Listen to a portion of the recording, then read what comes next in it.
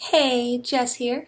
Today I'm going to evaluate my experience over the course of this month in graphic design and communications. I think I could have received a better grade on my business card if I had asked for feedback prior to submission. Um, I think that I got really excited with all the new tools I was learning in Illustrator and all the things I didn't know how to do before, and trying to apply everything at once to the business card, that it took away from my ability to adhere to the principles of design. So I think that if I had spent a little more time refining the design and more time pursuing feedback before submission, I think that would have impacted my grade in a positive way for sure.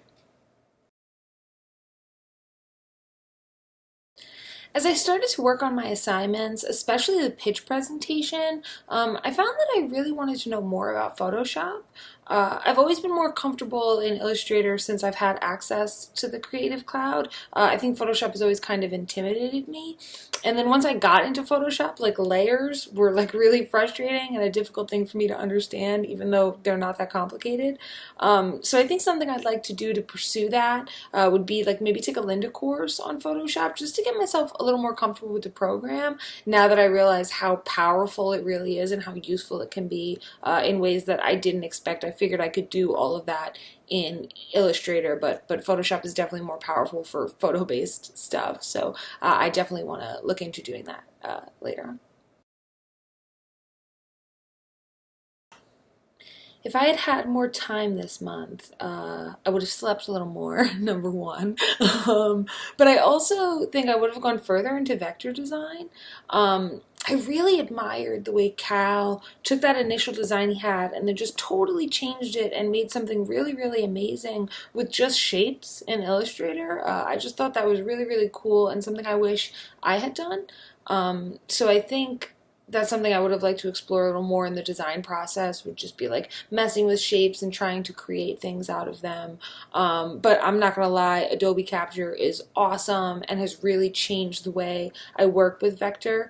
So that's been really cool. Even though I didn't get into it as much as I would have liked to, it's still something I know I can pursue. And again, I'm really, really happy with what I was able to do with Adobe Capture.